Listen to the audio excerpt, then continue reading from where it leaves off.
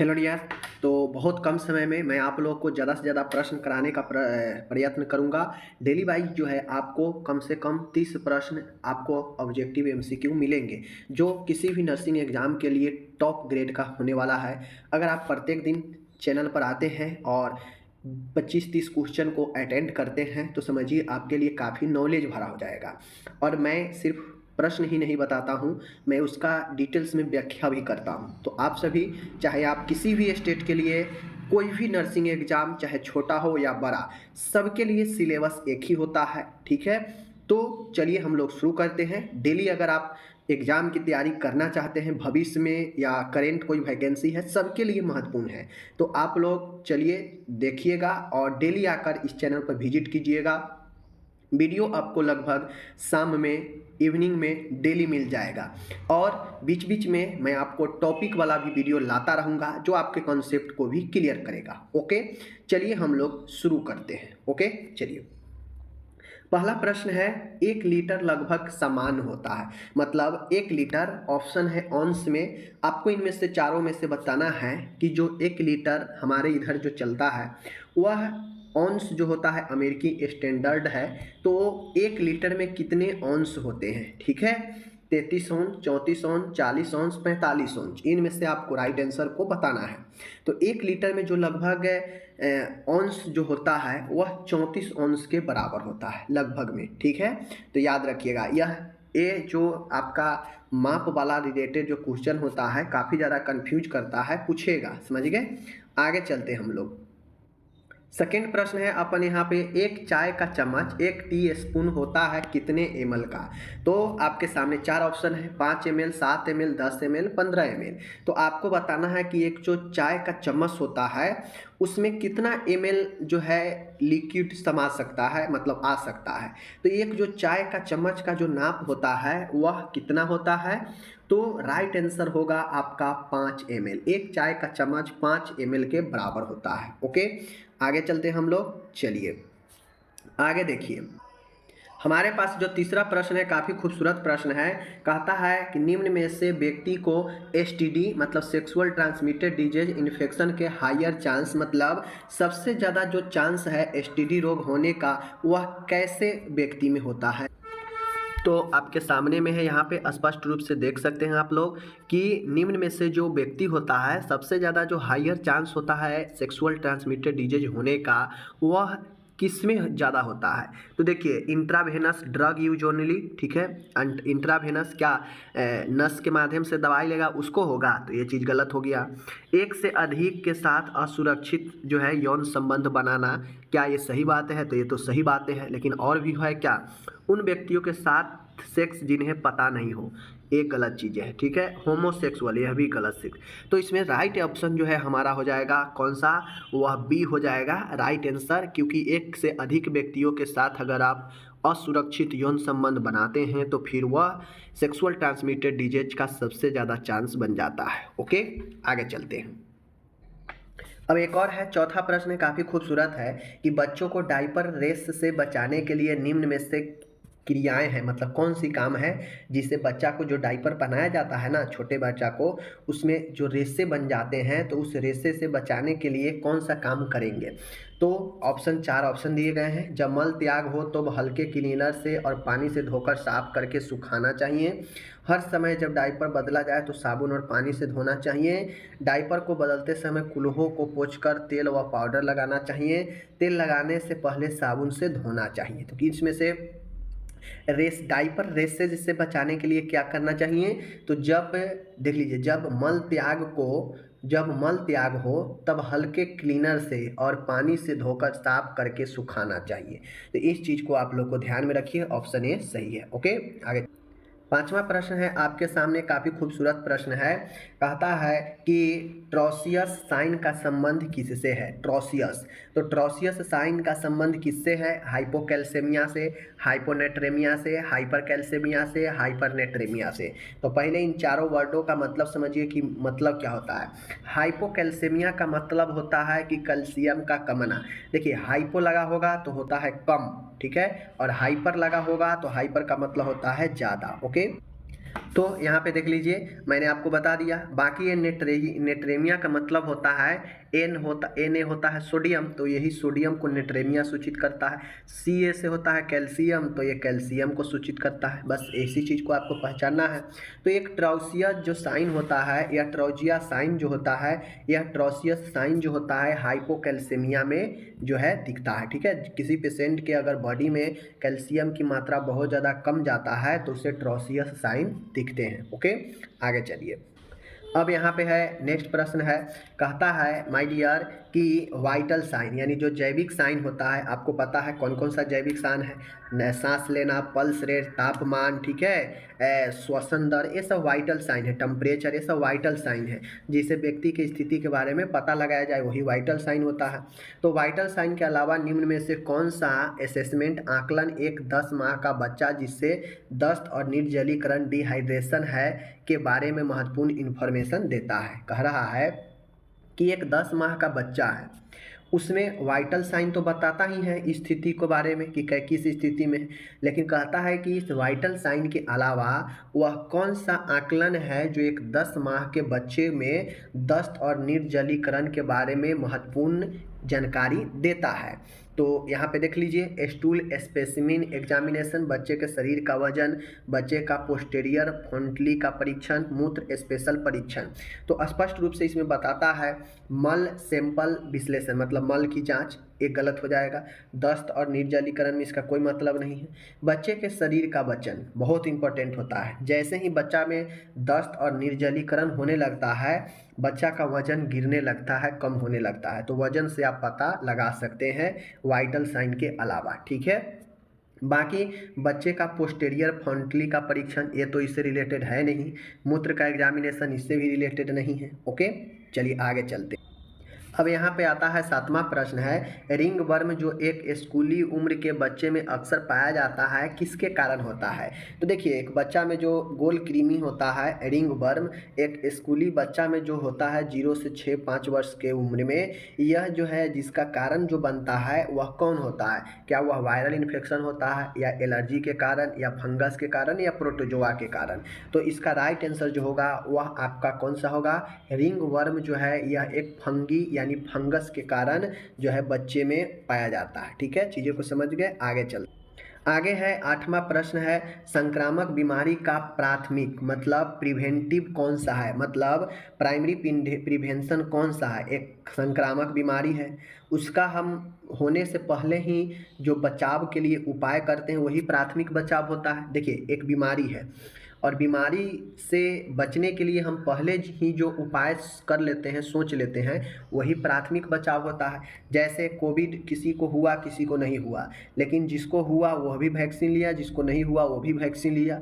तो जिसका नहीं था वो भी वैक्सीन क्यों लिया, ताकि हमें आगे चल के कोरोना से बचा जा सके। तो वह उसका प्राथमिक उपचार हो गया, प्राथमिक बचाव हो गया। ठीक है, उसी प्रकार से देखते होइएगा, बच्चा का जन्म के समय ही टीबी का टीका दे दिया जाता है, बीसीजी। क्यों दिया जाता है, ताकि आगे चल के बीसीजी का जो खतरा है वह इस बच्चे में कम हो जाए। क्योंकि टीबी का, चूँकि टीबी एक संक्रामक रोग है, तो जो उपाय पहले ही कर लिया जाता है वही हमारा प्राइमरी प्रिवेंशन हो जाता है।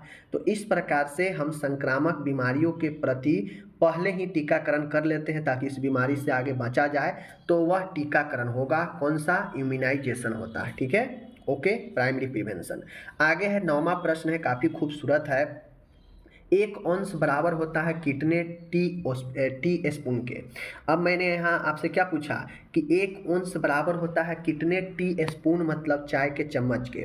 तो मैं आपको पढ़ा चुका हूँ, एक अंश जो बराबर होता है वह एक अंश जो बराबर होता है वह कितने के होता है, मैं आपको पहले पढ़ा चुका हूँ, 30 के आसपास। ठीक है, 30 के आसपास। ओके, तो और आपको ये पता है कि एक जो टी स्पून होता है 5 ml का होता है। ठीक है, तो ये टी स्पून पूछ रहा है, तो ये 5 ml से इसमें भाग दे दीजिए तो कितना हो जाएगा, 6 हो जाएगा। तो यही 6 चाय का चम्मच राइट आंसर हो जाएगा। ठीक है, क्योंकि एक टी स्पून 5 ml का होता है, अपन ऊपर अभी देखें। ठीक है, 10वां प्रश्न है, एक टेबल स्पून बराबर है, एक टेबल स्पून किसके बराबर है। तो एक टेबल स्पून, देखिए एक क्वेश्चन जो है टेबल स्पून वाला पूछा गया था अभी पोस्ट बीएससी नर्सिंग का एग्जाम जो इग्नू के तरफ से हुआ था ना, उसमें यह प्रश्न पूछा गया था कि एक टेबल स्पून किसके बराबर होता है। तो टी स्पून और टेबल स्पून में अंतर होता है। टी स्पून होता है 5 ml का, ठीक है, लेकिन टी स्पून जो होता है वह आपका होता है टी स्पून से बड़ा होता है, ठीक है। देखते होइएगा आप लोग कि एक होता है चाय का चम्मच, एक होता है जो बड़ा चम्मच होता है, उसमें ज़्यादा मटेरियल समाता है, ठीक है। तो एक टेबल स्पून जो बराबर होता है 5 ml होगा टी स्पून का, ठीक है। टी स्पून रहता तो 5 ml, लेकिन यहाँ पे टेबल स्पून है तो यह 7 ml गलत, 10 ml गलत, राइट आंसर 15 ml। तो टी स्पून जो होता है 15 ml के बराबर है। मीन्स एक टेबल स्पून इक्वल टू होता है 3 टी स्पून का, ठीक है, 3 टी स्पून का, 3, समझ गए, ओके। आगे एक और नाप का प्रश्न है, काफ़ी खूबसूरत है। एक औंस बराबर होता है कितने ml का, आया ना प्रश्न यहाँ पे। तो एक औंस जो बराबर होता है 15 ml, 25 ml, 30 ml, 40 ml। तो राइट आंसर एक औंस बराबर होता है अपन यहाँ पे 30 ml का, ओके, कोई दिक्कत नहीं। इस प्रकार से कंसेप्ट भरा प्रश्न पढ़ेंगे तो आगे काम देगा, वरना बैठे रह जाइएगा माय डियर, कुछ नहीं होगा, ओके। आगे चलिए, आगे है 12 नंबर का प्रश्न है, काफ़ी खूबसूरत प्रश्न है। कहता है पोस्चुरल ड्रेनेज में पोस्टीरियर अपर लोब को ड्रेन करने हेतु देते हैं कौन सा पोजीशन। सबसे पहले समझ लीजिए पोस्चुरल ड्रेनेज क्या है। तो पोस्चुरल ड्रेनेज एक प्रकार के स्थिति होता है जिसमें मान गए कि किसी को प्लूरल इफ्यूजन हो गया हो, ठीक है, पानी भर गया हो छाती में, फेफड़ा में, ठीक है, फेफड़ा के कैविटी में, या पस जमा हो गया हो। तो एक ऐसा पोजीशन होता है जिसमें हम क्या करते हैं, इस पोस्चुरल ड्रेनेज में एक बैग होता है, उस बैग में जो है आपका पोजीशन में हम बैठा देकर, उस पोजीशन में देकर हम उसके प्लूरल इफ्यूजन को बाहर करते हैं, अनावश्यक तरल को बाहर करते हैं, ठीक है।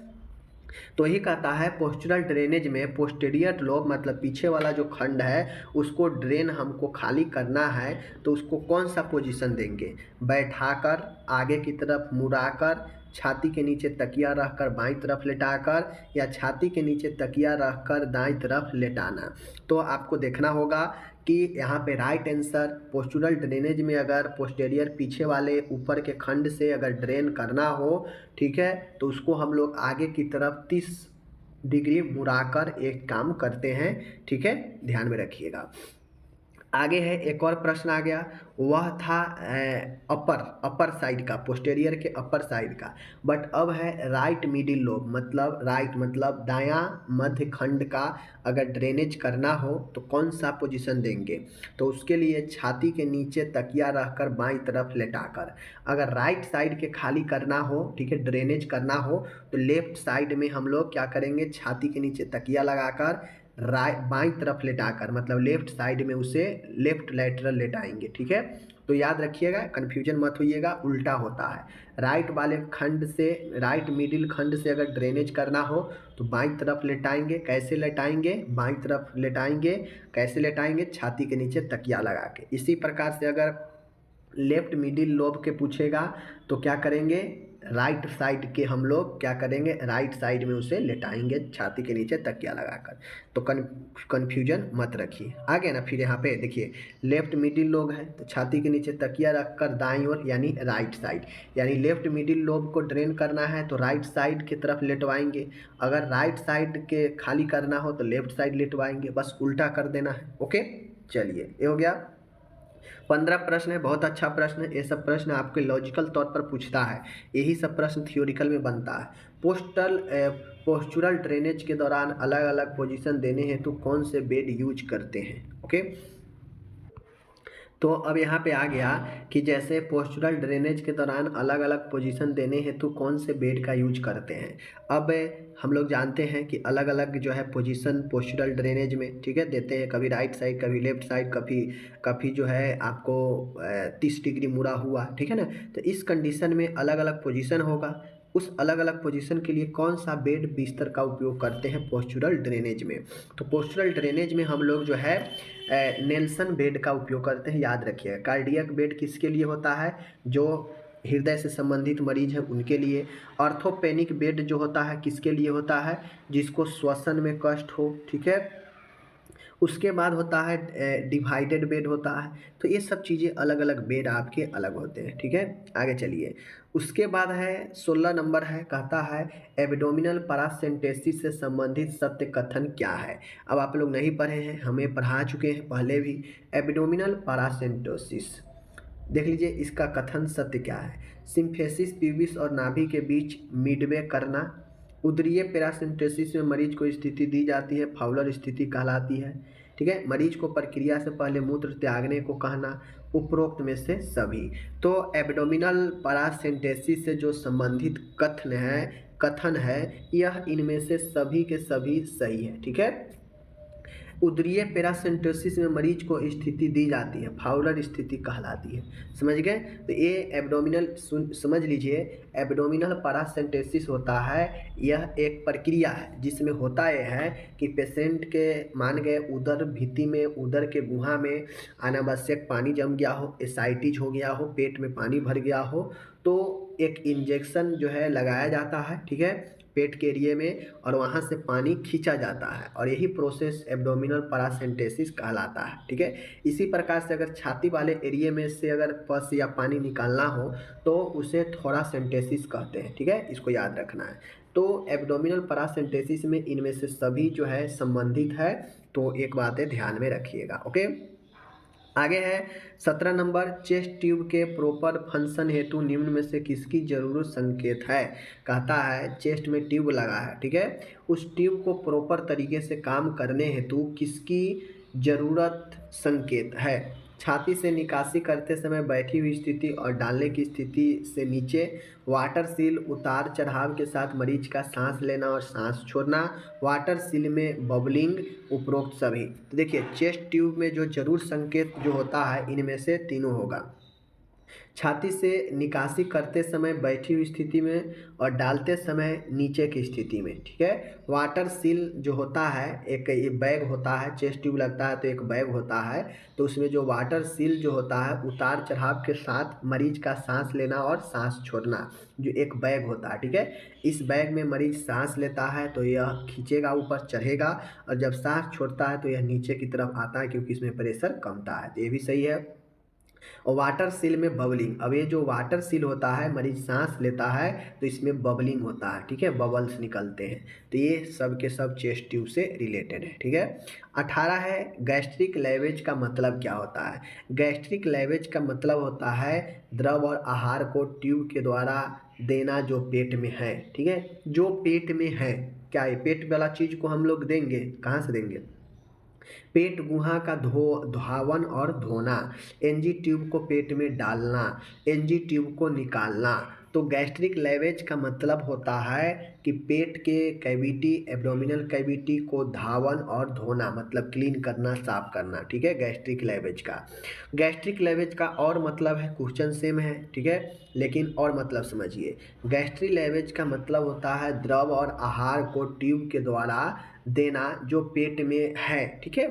मतलब गैस्ट्रिक लैवेज का मतलब होता है कि द्रव और आहार को ट्यूब के द्वारा देना जो पेट में है, ठीक है। ये भी आपका कथन, दोनों क्वेश्चन अलग अलग है, क्वेश्चन सेम है बट ऑप्शन अलग अलग है, ओके, ध्यान में रखिएगा, दोनों मतलब होता है। 20 है, निम्न में से स्किन ट्रैक्शन नहीं है। कौन सा स्किन ट्रैक्शन नहीं है।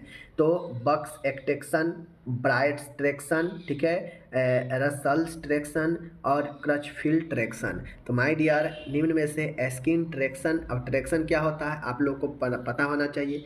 ट्रैक्शन एक मशीन होता है, जहाँ पे आप लोग फिजियोथेरेपी में जाते होइएगा तो देखते होइएगा कि एक मशीन होता है जिसमें चक्का, पुली लगा होता है, रस्सी लगा होता है, और जिस भी अंग को आराम दिलाना हो, जिस भी अंग में खींचना हो, ठीक है, या फिर हड्डी टूट गया हो, हड्डी को सीधा करना हो, तो उस अंग में वजनदार ट्रैक्शन होता है, लगाकर पुली से खींचा जाता है और एक सीध में किया जाता है, तो यही ट्रैक्शन होता है। तो ट्रैक्शन, स्किन ट्रैक्शन, आपके बक्स ट्रैक्शन, बक्स एक्सटेंशन, यह जो है स्किन ट्रैक्शन है। ब्राइट्स एक्सट्रैक्शन, यह भी स्किन ट्रैक्शन है।